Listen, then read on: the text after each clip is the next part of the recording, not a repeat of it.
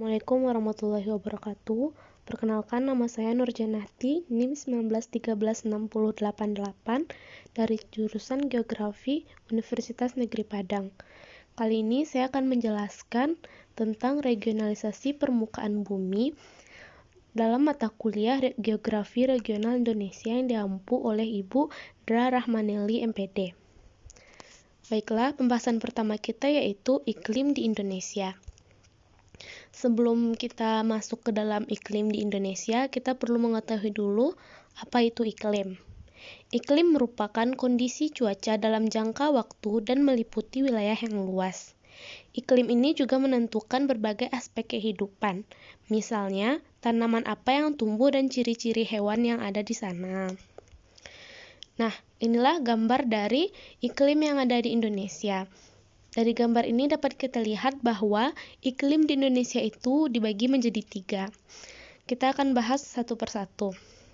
Yang pertama adalah iklim munson. Iklim munson itu terjadi karena adanya angin musim yang bertiup berganti arah setiap setengah tahun sekali.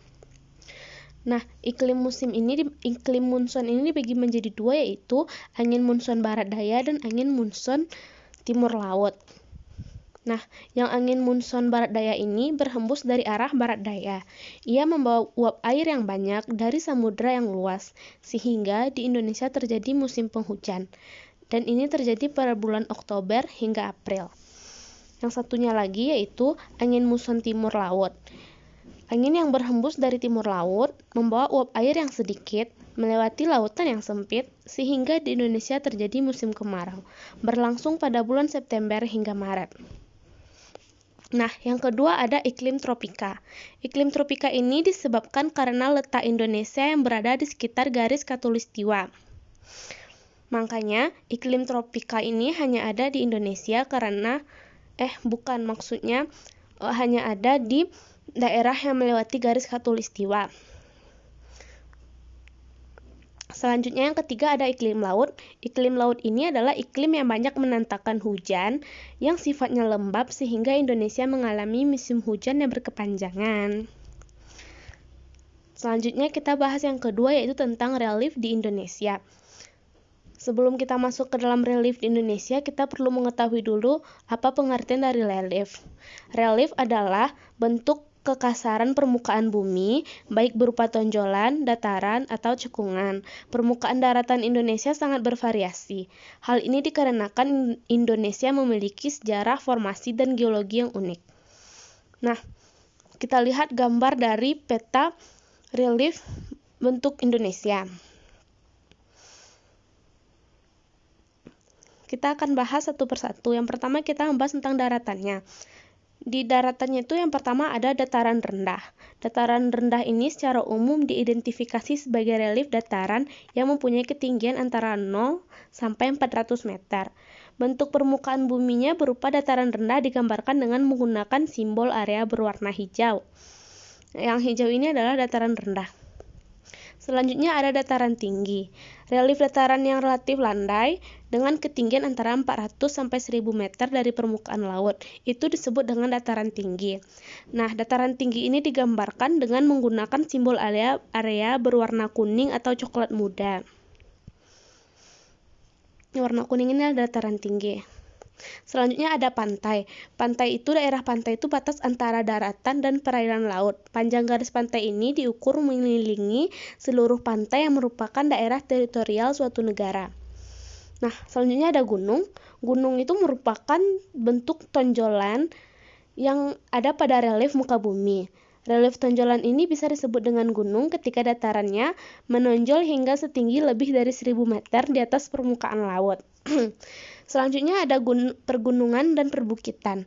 Dataran tinggi yang terdiri dari gunung-gunung yang berbaris hingga membentuk suatu gugusan itu disebut dengan pegunungan. Biasanya mempunyai tinggi lebih dari 1000 meter di atas permukaan laut. Dan terakhir ada sungai. Sungai itu yaitu aliran air mengalir yang berasal dari hulu menuju hilir. Hulu sungai umumnya berlokasi di wilayah dataran tinggi. Hilir sungai berada di wilayah dataran rendah. Selanjutnya kita masuk ke dalam lautannya. Lautan terdiri dari yang pertama ada gunung laut. Gunung laut ini adalah gunung yang kakinya di dasar laut, sedangkan badan puncaknya muncul ke atas permukaan laut dan merupakan sebuah pulau. Selanjutnya ada Simun. Simun yaitu gunung di dasar laut dengan lereng yang curam dan runcing. Dan selanjutnya ada Guyot. Guyot itu adalah gunung di dasar laut yang bentuknya serupa dengan Simun tetapi puncaknya rata. Selanjutnya ada punggung laut. Punggung laut ini adalah punggung pegunungan yang ada di dasar laut. Nah, selanjutnya ada ambang laut. Ambang laut itu adalah pegunungan di dasar laut yang terletak di antara dua laut dalam. Terakhir ada lubuk laut. Lubuk laut itu adalah dasar laut yang bentuknya bulat cekung yang terjadi karena inkrasi.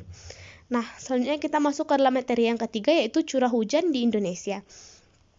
Indonesia secara umum termasuk ke dalam kategori iklim tropis dengan dua musim yaitu musim penghujan dan musim kemarau. Akan tetapi, sebaran hujan di setiap wilayah Indonesia bervariasi karena beberapa faktor.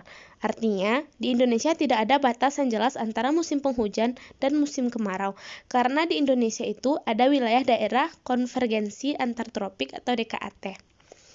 Nah, curah hujan di Indonesia itu dibagi menjadi 4 yaitu tipe munson, tipe ekuatorial, tipe lokal, dan tipe pola curah hujan multipattern. Kita masuk yang pertama yaitu tipe munson. Tipe munson yaitu yang wilayahnya memiliki perbedaan yang jelas antara dua musim periode hujan dan musim periode kemarau. Kemudian dia dikelompokkan ke dalam zona musim.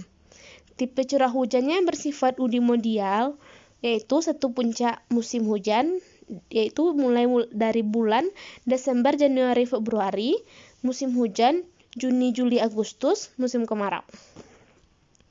Nah, yang kedua ada tipe ekuatorial, yaitu yang wilayahnya memiliki distribusi hujan bulanan bimodial dengan dua puncak musim hujan maksimum dan hampir sepanjang tahun masuk ke dalam kriteria musim hujan.